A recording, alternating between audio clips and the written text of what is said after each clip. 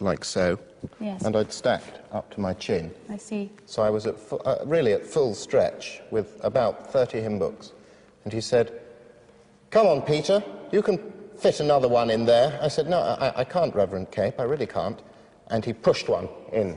He said, "You can fit another one." I said, "I can't." And he pulled my hair right back. Yeah. And so my head was like this. I thought I was going to choke. And then he ran along this pew, like that, and threw the books. "Pick them up! Pick them up!" You do look a rather foolish boy, Paul. Clean it up. I'll be back later. The bullying has got to stop. Stop the bullying.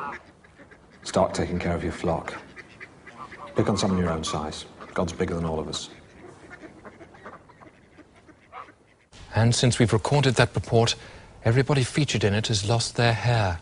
The Day Today, slamming the wasps from the pure apple of truth.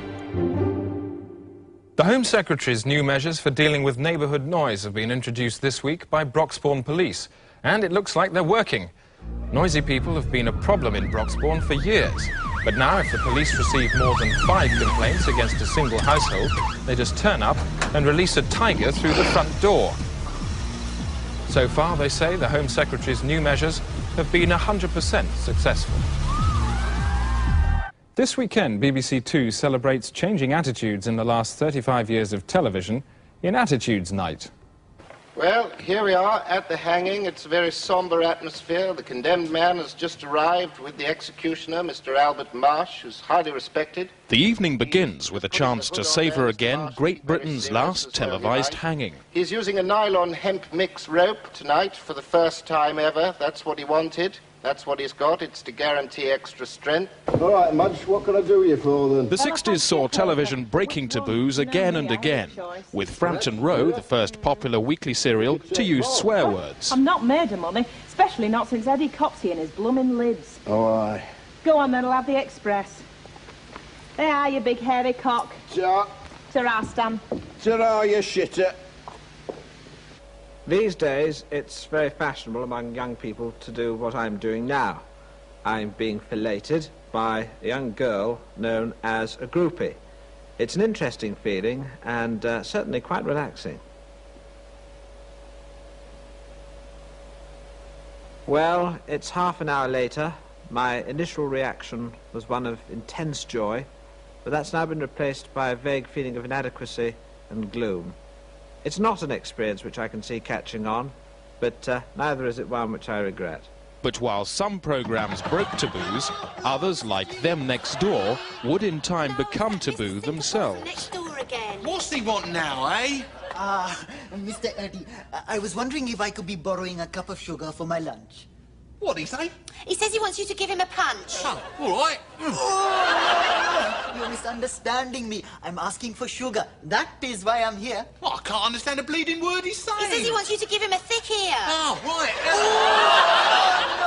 No. The same went for Channel 4's Kiddie Stare, the show which featured naked 2-year-olds romping for the pleasure of adults.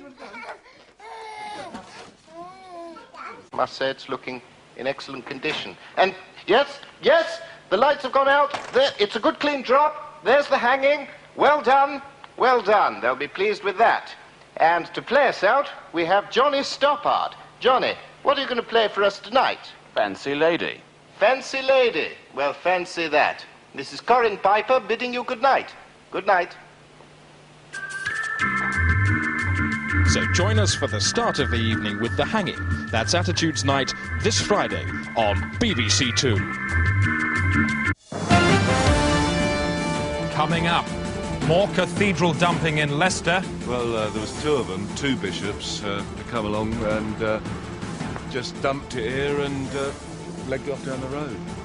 And Manchester police powerless against new weapon menace. Well, basically, one of these and one of these have a range of 50 feet and can bring down a helicopter. Time now for business with Callatley Sisters. Thanks, Chris. Take her off the monitor, I don't want to see her face. And no let up today for British manufacturers. There were large profit slumps for Securivaj and United HaHa, down 6.4, joining Collins Perhaps units on a lower third rung. There was better news for Edgeledge Wedgebarge, who mustered 2.41 up 88 very slightly, but Oxy McGee flew back a 9th, despite a creeping bid from Connected Breath Dumps at 4. On the currency markets, how did the pound fare? A quick glance at the currency CAD. Not too well, I'm afraid. There's a disconcerting 47-degree slope against the dollar, yen and Deutschmark. And if we project, in 4 months, the pound leg is effectively amputated, leading to a rogue leg with no hip constituency at all. Overall, then, for tomorrow's markets, good evening. Slightly fractious in the 9s and 7s. Chris. Alternative medicine has been growing steadily in popularity over the last 7.5 years. The latest fad is sending thousands of patients scurrying to a medieval hospital in Dartmouth. Iggy Pop Barker reports.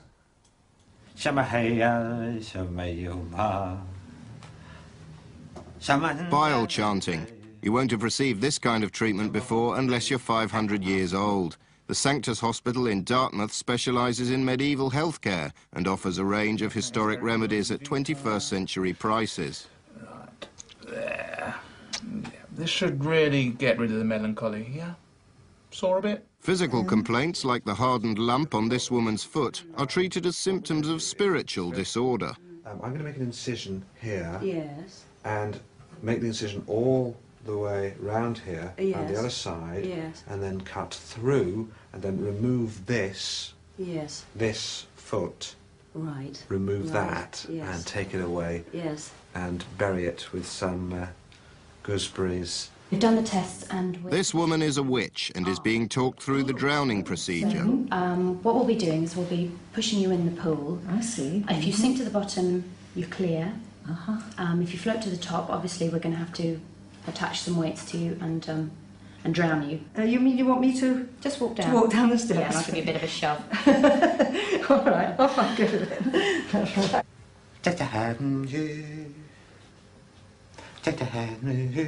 Dr. Philip Johansson is Europe's leading practitioner of bile chanting. He was one of the 4 doctors and 10 patients killed in this morning's blaze. Firemen say the chances of finding anyone else alive is minimal. Real events shot by chance on amateur cameras are increasingly putting professional news crews out of business. Remedy Malahide reports. A common studio accident, a man being electrocuted in the face by a loose cable. But what made the accident uncommon is that it was caught on one of these, a home camcorder. Hello, I'm Remedy Malahide, and tonight I'll be showing you just a cupful of the many thousands of unattractive events poured onto a lens by you, the public, in Genutainment.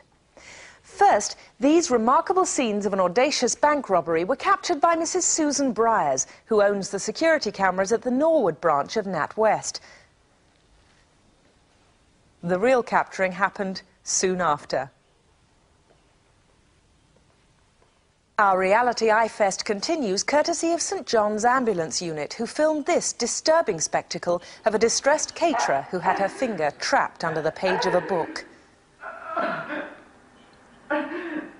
Photo factuality now, and Mrs Mandy Hell captured these snaps while out walking her brother on Wandsworth Common. The unnamed woman had been pierced by a shaft of frozen urine, which had fallen from the toilet facility of an overhead plane. And finally, Mr Peter Dexy of Lancaster sent us amusing footage of a baseball attack outside his home. If you listen carefully, you can hear that Mr Dexy's living room cuckoo clock happened to strike in time to each smash of the bat. But on now to our main visual splash, real-life tales of danger and rescue, which, thanks to this little child, it's a camcorder, we can actually show you each week on It's Your Blood.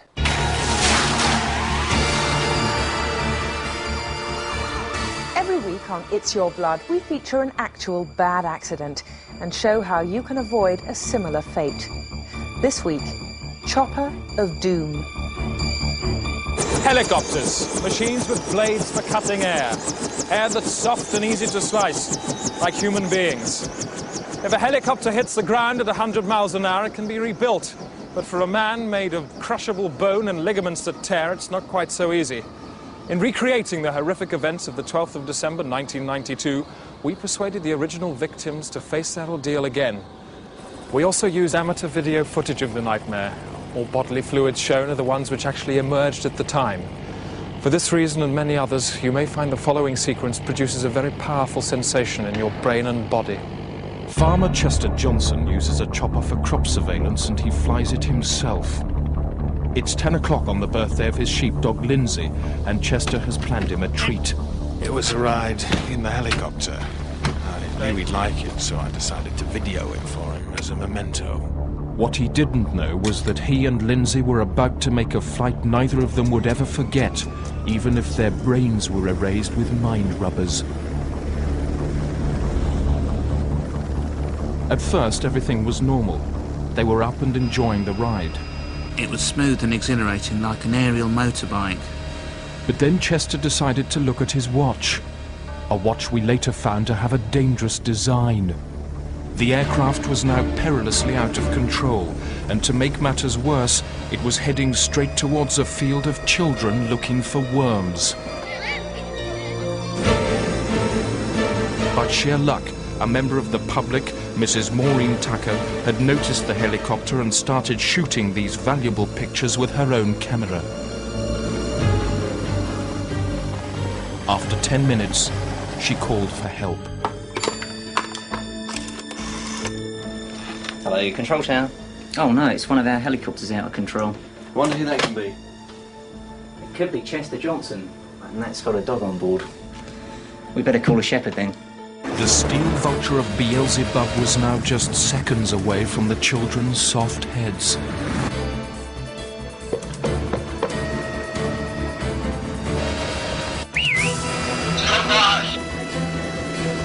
The airfield, move the stick slightly. Wait a minute. Steady. Come by. You're doing well. Come by. By sheer brilliance, the shepherd dog team also managed to avoid an old woman up a stick in a nearby field. While the heroes celebrated, the shepherd's unattended flock caused a pile-up on the M5 in which 430 people were injured. Mercifully, the ordeal forged such firm bonds between the victims that it led in many cases to marriage. If this happened to you, would you know what to do? Your chances would be improved considerably if you made sure someone on the ground had one of these. It's a pocket shepherd. It costs just £59, a small price to pay for the gift of a functioning body that works properly. News Jiffy. Just time to have a quick look at tomorrow's headlines. Aristocrat's dung saves village from flood. That's in the Mail. Today, drowned Italian wins Eurovision. The Express go with Lord Mayor's pirouette in Fire Chief wife decapitation. Grisly but gripping. The Sun, Robin Koch. And the Daily Star, feel my nose and put my specs there, Raw's drunken major. That's it. That's the day today, on the day that Boris Yeltsin told the world how he milked Mrs. Thatcher. Of her flabby breasts. Good night.